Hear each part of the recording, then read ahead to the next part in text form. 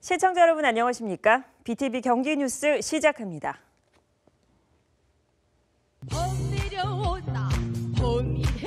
2022년 이민년, 올해는 흑호랑이 해죠. 큰 체구에서 우러나오는 용맹함. 호랑이는 공서형을 막론하고 최고의 맹수로 꼽힙니다. 자, 단군 신화에서부터 그리고 현대에 이르기까지 호랑이는 우리 민족과 때려야 뗄 수 없는 그런 동물인데요. 자, 우리나라 속담에 자주 등장하는 단골 손님일 뿐만 아니라 이 호랑이가 등장하는 전설과 민담은 무려 600종이 넘습니다. 그리고 지역 곳곳에서는 이 호랑이와 관련된 지명이 넘쳐나는데요. 자, 먼저 이 호랑이가 엎드린 형상을 한 마을의 뒷산 이름은 안성 복거마을이고요.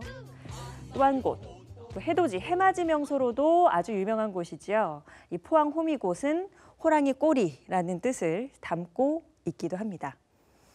자, 그리고 옛 기록에는 호랑이와 함께 살기도 했다는데요. 이 조선시대에는 대궐을 재집인 양 보금자리를 튼 호랑이 이야기가 기록될 정도였으니까요. 자, 예부터 호랑이는 용맹함의 상징이었습니다. 이 조선시대 무관의 환복 앞 뒤에는 이렇게 호랑이 2마리가 새겨져 있습니다. 바로 이 무사의 용맹함을 자랑하기도 한 거죠. 호랑이는 복을 가지고 온다는 길상, 그리고 병과 귀신을 물리치는 벽사의 상징이기도 했습니다. 선조들은 음력 새해가 되면 이 문 밖이나 창문 밖에 호랑이 부적 혹은 그림을 걸어두기도 했는데요. 호랑이가 좋은 기운을 불러올 거라는 믿음을 가지고 말이죠. 자, 햇수로 3년째 접어드는 코로나 사태. 이 새해가 밝았지만 그저 웃을 수만은 없는 현실이 참 안타깝기만 한데요. 하지만 그 옛날 선조들의 믿음처럼 올해는 호랑이의 용맹한 기운으로 코로나를 떨쳐내고 모두가 희망으로 나아갈 수 있길 바라봅니다.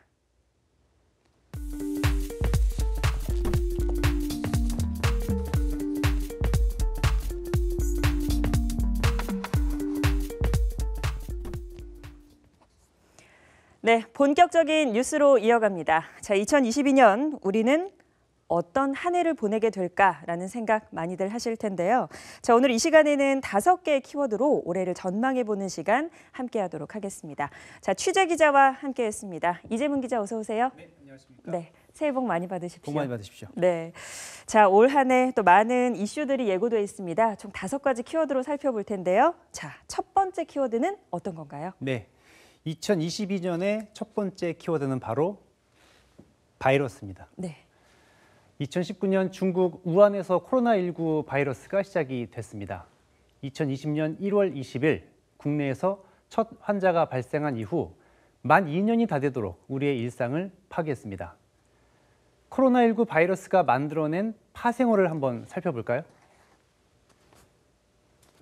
자, 보시는 것처럼 격리, 봉쇄, 집합 금지, 집단 감염 등등 시쳇말로 후덜덜한 단어들이 질비합니다. 올해에도 이 바이러스는 우리를 괴롭힐 겁니다. 사실 바이러스와의 전쟁은 수년 전부터 우리의 일상이 돼버렸습니다. 2003년에 사스, 2009년에 신종 인플루엔자, 2014년에 에볼라, 2015년에 메르스, 그리고 이번에 코로나19까지 이 바이러스는 쉴 틈 없이 우리를 공격하고 있습니다. 네, 사실 인간에게 공포와 위협을 주는 것들은 여러 가지가 있겠지만 이번 코로나19 사태를 겪으면서 가장 무서운 것이 바로 이 바이러스 그리고 전염병이 아닐까 하는 생각이 많이 들었습니다. 네. 자, 두 번째 키워드 넘어가 보죠. 어떤 네. 건가요? 자연스럽게 첫 번째 키워드와 연결이 될 것 같은데요. 두 번째 키워드는 환경입니다. 학자들은 바이러스로 인한 팬데믹의 원인을 기후변화와 연결을 짓습니다. 기후변화와 환경 파괴로 동물의 영역과 인간의 영역이 좁혀지면서 낙타로부터 또 박쥐로부터 예상하지 못한 바이러스가 인간에게 옮겨온 것이죠. 코로나 사피엔스의 저자 최재천 교수는 바이러스의 창궐 주기가 점점 짧아지고 있다면서 문제는 생태계 파괴, 결국 인간의 탐욕과 무절제함이 부른 참사라고 규정을 했습니다. 세계 정상들은 지구 종말의 시계가 1분 남았다면서 기후변화에 대응하는 탄소 중립 목표를 발표하는 등 행동을 시작했습니다. 우리도 일상 속에서 실천할 수 있는 에너지 절약, 신재생 에너지 사용, 플라스틱 사용 줄이기 등 지구를 살리기 위한 행동에 나서야 하겠습니다. 이왕이면 친환경 자동차를 이용하거나 가까운 거리는 걷거나 자전거를 타는 것도 방법이 되겠습니다. 네. 이 환경 보호, 당연히 미래를 위한 일이기도 하겠지만 당장 오늘을 살아가는 우리를 위한 일이기도 하잖아요. 그렇습니다. 이 탄소 제로 운동 많이들 관심을 갖고 적극적으로 동참해야겠습니다. 네. 세 번째 키워드는 뭔가요? 네, 세 번째 키워드는 갈등입니다.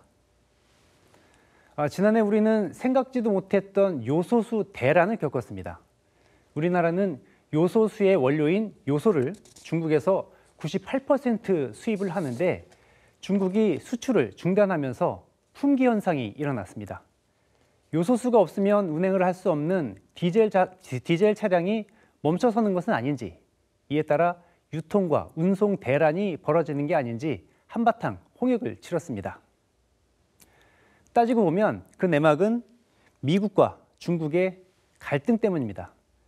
미중 갈등으로 우리 사회가 크게 요동쳤던 사건, 사드 배치 문제 기억하실 겁니다. 미국과 중국의 대립과 갈등은 올해도 계속될 겁니다. 우리 내부적으로는 선거를 2번이나 치러야 합니다. 3월 9일에 대통령 선거, 6월 1일에는 지방선거. 흔히 선거를 총성 없는 전쟁이라고 합니다. 과거에는 권력을 얻기 위해 총과 칼을 사용했지만 민주주의가 정착한 뒤로는 선거라는 제도가 총과 칼을 대신합니다. 무기만 달라졌을 뿐입니다. 갈등이 최고조에 이르는 시점에 유권자들은 투표라는 총을 쏘게 됩니다. 선거 전쟁의 갈등을 봉합하는데 얼마나 많은 시간이 필요할지는 모르겠습니다. 네, 올해 가장 큰 이슈 중에 하나가 바로 선거일 텐데요. 대선이 이제 3개월 조금 남았네요. 이 정치권에 일어나는 변화들도 또 잘 지켜봐야 될 것 같습니다. 다음 네 번째 키워드 살펴볼까요? 네, 네 번째 키워드는 화면으로 확인해 보겠습니다. 사립학교 채용 비리가 좀처럼 근절되지 않고 있습니다. 경기도 교육청은 성남의 한 사립학교에서 정규직 교사의 채용 비리 의혹이 있어 관련자들을 경찰에 고발했다고 밝혔습니다. 이게 지금 보상받기 위해서 이렇게 총총하게 심어놓은 거지 이 사람들이 이거 나무를 키우기 위해서 심은 건 절대 아니라고 생각합니다. 예. 이렇게 그 정부 산하에 있는 사람들이 이런 걸 미리 정보를 알고 이렇게 했다는 게 정말 너무 분노를 금치 못하겠습니다. 아파트 입주민들의 불법 행위가 도를 넘고 있다는 지적 속에서 온라인 카페 등을 통해 교묘하고 음성적으로 집값 담합 행위가 이루어지고 있으며 신도시 계획이 발표되면서 LH에 숨어있던 투기꾼들이 드러났습니다. 개발 정보를 독점해 악용한 결과였습니다. 집값이 비정상적으로 오른 이유 중에는 불법 담합이 숨어 있었습니다. 정보를 독점하지 않고 투명하게 공개하는 것, 공정한 기회를 주고 공정하게 경쟁하는 것, 어려운 일일까요? 나만 잘 먹고 잘 살면 된다는 것일까요? 깊이 생각해 볼 문제입니다. 네, 비리, 투기, 담합, 불법 제발 뉴스에서 좀 그만 봤으면 하는 바람이 좀 있습니다. 네. 올해는 공정사회, 공정 경쟁 이런 게 너무 당연해서 그냥 누구나 다 당연히 지키는 거라고 생각하는 그런 풍토가 만들어지길 바랍니다. 자, 마지막 키워드네요. 마지막 키워드는 나노사회로 정했다고요? 그렇습니다. 유명한 말이죠. 뭉치면 살고 흩어지면 죽는다. 이승만 전 대통령이 남긴 말이죠. 하지만 코로나19 시대에는 뭉치면 죽고 흩어지면 산다라는 이야기를 합니다. 그래서일까요? 점점 우리 사회는 개인주의가 심화되고 점점 더 쪼개지고 나눠져서 급기야 나노사회로 가고 있습니다. 우리가 사라지다 보니 나만 남게 되고 나만 살기 위해 공정하지 못한 선택도 하게 되는 것이죠. 그런데 역설적으로 사회가 분열되자 개인은 공동체를 그리워하게 됐습니다. 신체적으로는 또 물리적으로는 거리를 두면서 SNS를 통한 디지털 소통은 활발해졌습니다. 지나친 개인주의는 사회에서 소외되는 이들을 낳게 되고 이는 사회 문제를 야기하기도 합니다. 개인주의와 건강한 공동체를 동시에 추구해 나가야 할 나노사회, 올해 우리가 준비해 가야 할 과제입니다. 네, 이렇게 해서 5개의 키워드로 올 한 해를 또 전망을 해봤는데요. 모두가 원칙을 잘 지키고 배려하는 마음을 갖는다면 우려보다는 또 기대가 되는 한 해가 되지 않을까 그런 생각이 듭니다. 자, 이재문 기자 수고 많으셨습니다. 수고하셨습니다.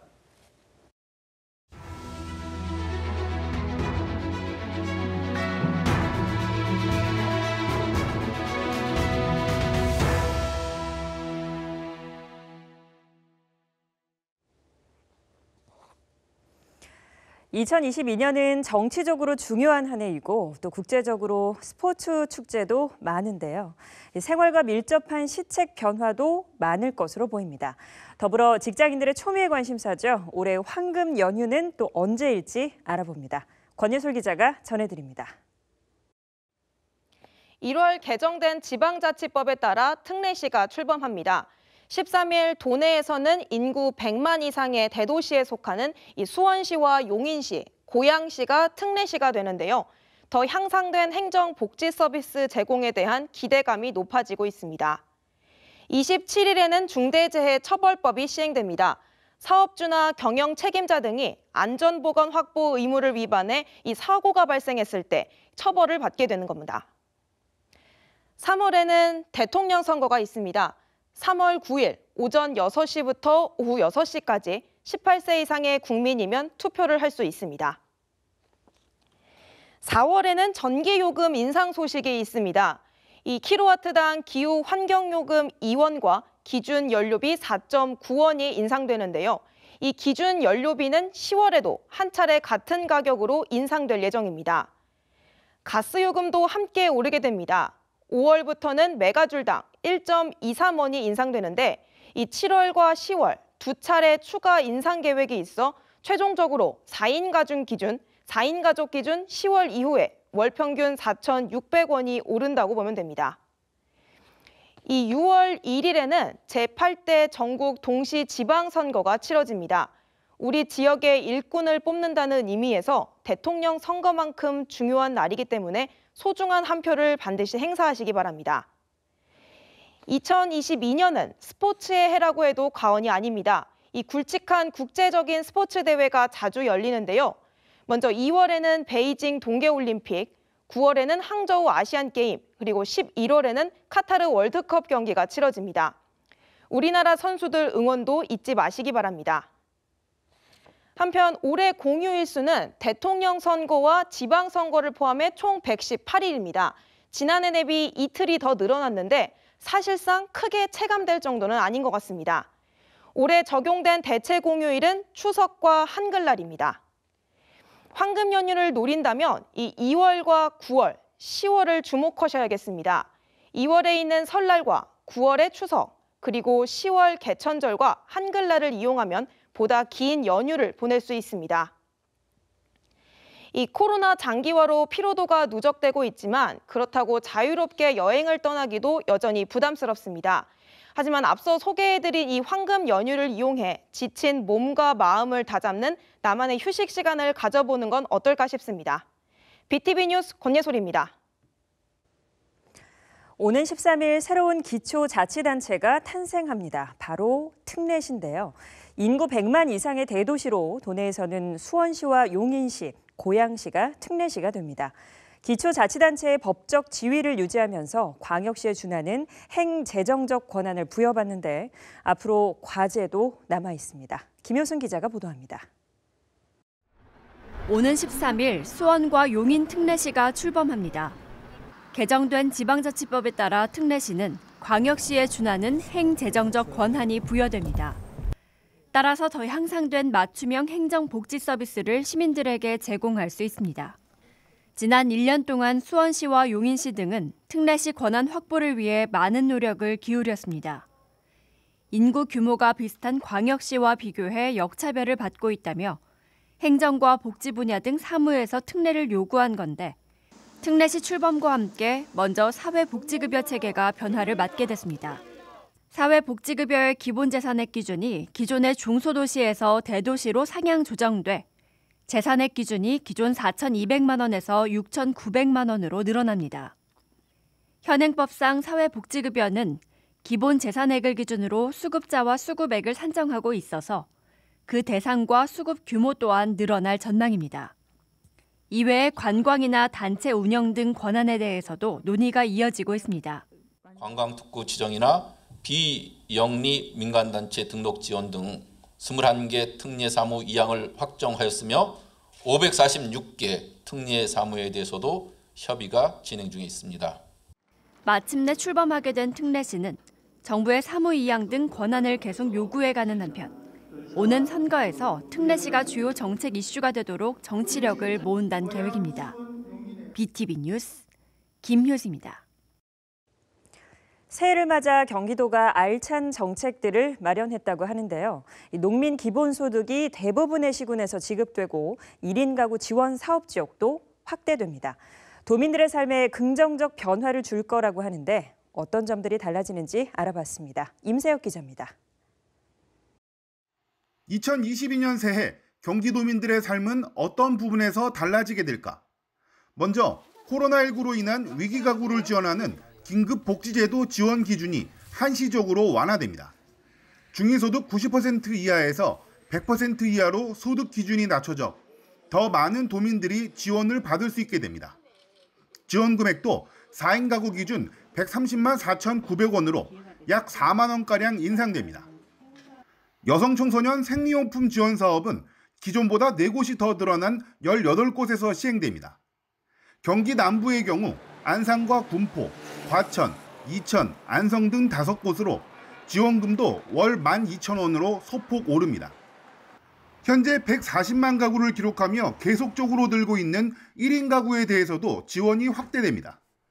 광명과 과천, 화성과 용인, 안성 등 기존 4개 시군에서 10개 시군으로 참여 지역이 늘어나고 경제교육 프로그램과 개인 재무상담 프로그램이 추가됩니다. 농민에게 매년 60만 원을 지급하는 경기도 농민 기본소득도 더 많은 지역에서 이루어집니다. 기존 6곳에서 17곳으로 확대돼 농촌이 있는 대부분의 시군에서 지원이 될 전망으로 해당 지역에 3년 이상 거주하면서 1년 이상 농업에 종사했다면 지원 대상에 해당됩니다. 규제면에서 달라지는 부분도 있습니다. 올해부터 법을 위반한 도내 기업은 더 강화된 처분을 받을 전망입니다. 최근 2년 내에 노동과 환경, 납세 등 11개 분야 중 행정처분을 받은 일이 있다면 각종 경기도 지원 사업에 응모할 자격이 제한됩니다. BTV 뉴스 임세혁입니다. 올해부터 도내 모든 고등학교에서 고교 학점제가 운영됩니다. 학생들이 적성에 맞는 자기 주도적 학습이 가능할 것이라는 기대도 있지만 교사 확보와 대입제도 개선 등 해결해야 할 과제도 적지 않아 우려도 큽니다. 조은주 기자가 보도합니다. 고교 학점제는 원하는 과목을 직접 선택해 정해진 학점을 채우면 졸업을 인정하는 제도입니다. 그동안 도내 고등학교 473곳 가운데 일반계 319개 학교와 직업계 73개 학교가 고교 학점제 선도 학교로 운영돼 왔습니다. 올해부터는 나머지 학교도 모두 고교 학점제를 운영합니다. 경기도교육청은 고교 학점제가 되면 학생의 자기결정권을 존중해주고 자기 주도적 학습이 가능할 것으로 기대하고 있습니다. 학생들 요구를 반영해서 최대한 개설해 주려고 하는 방식으로 바뀌니까 배우고 싶은 걸 배울 수 있으니까 학습 동기도 더 커지고 이제 학습 참여율도 높아지고. 하지만 학교 현장에서는 고교 학점제 도입은 시기상조라며 우려의 목소리를 내고 있습니다. 학생들이 다양한 과목을 선택할 수 있으려면 교사 확보가 우선인데 교사가 턱없이 부족한 상황이라는 겁니다. 실제로 고교 학점제 시범 운영 학교에서 교사 한 명이 적게는 2개 과목에서 많게는 4개 과목까지 수업을 맡고 있는 실정입니다. 이 같은 문제를 먼저 해결해야 고교 학점제의 취지에 맞는 질 높은 수업을 진행할 수 있을 것이라는 지적입니다. 일반 선생님들인 이 고교 학점제가 성공적으로 안착하기 위해서 가장 필요한 조건이 선생님의 어떤 수급이 충분하게 이루어질 수가 있느냐. 하는 건데 현재로 봐서는 전혀 그래 보이질 않는다는 거죠. 학생들이 현재의 대입 제도에 맞춰 내신 성적을 올리기 쉬운 과목으로 몰릴 것이라는 우려도 나옵니다. 진로보다는 수능과 연계된 선택 과목에 학생들이 집중될 가능성과 함께 좋은 내신을 얻기 위해 오히려 사교육을 부추길 수 있다는 지적입니다. 고등학교 교육은 입시 정책에 빨려 들어가는 수밖에 없어요. 학생들이 내 선택에 의해서 내가 필요하다고 하는 교과목을 듣는 게 아니라 내신 따기 좋은 과목을 선택하는 그런 식으로 입시에 의해서 변질되기 쉽단 말이죠. 도내 모든 고등학교에서 운영되는 고교 학점제, 교사 확보와 대입제도 개선 등 앞서 해결해야 할 과제도 적지 않아 보입니다. BTV 뉴스 조윤주입니다. 화성시는 인구 90만의 대도시로 성장하고 있습니다. 하지만 도시 규모에 비해 기반 시설이 많이 부족하다는 지적을 받아왔는데요. 동탄과 송산 신도시의 랜드마크급 공공문화시설 건립이 올해부터 본격적으로 추진됩니다. 이재호 기자의 보도입니다. 화성시 남양읍에 있는 국제 테마파크 부지. 방조제 건설로 인해 생긴 대규모 간척지로 면적이 여의도 1.4배가 넘습니다. 화성시는 이 일대에 에버랜드 3배 규모인 리조트형 테마공원 조성을 추진하고 있습니다. 지난해 3월 시행사인 신세계가 해당 부지 매입 계약을 체결하면서 사업이 본 궤도에 오른 상태입니다. 화성국제 테마파크 안엔 대중음악 복합 문화공간도 들어섭니다. 화성시와 신세계는 신안산선 국제 테마파크역 인근 7만 제곱미터 부지에 대중음악을 중심으로 한 공연과 교육, 전시공간 등을 조성하기로 지난달 27일 업무 협약을 체결했습니다. 이 협약식을 통해서 여기는 이미 신세계에서 국제 테마파크를 만들지만 이 부분에 대해서는 최우선적으로 화성 시민이 긍지를 갖고 활용하고 함께할 수 있는 공간. 동탄 이신도시엔 시립미술관 건립이 추진되고 있습니다. 화성시는 오산동 공공부지 8천여 제곱미터에 대한민국을 대표하는 미술관 건립을 2025년까지 마무리하겠다고 밝혔습니다. 현재 건립 타당성 분석과 기본계획 수립을 위한 연구 용역이 진행 중입니다. 새해부터 화성시가 랜드마크급 공공문화시설 건립을 추진한다는 소식이 들려오면서 문화 갈증을 느껴왔던 시민들의 기대감이 커지고 있습니다. BTV 뉴스 이재호입니다. 2022년 이민년, 흑호랑이의 기운을 받아 모두들 힘차고 건강한 한 해 되시길 바랍니다. 뉴스 마칩니다. 고맙습니다.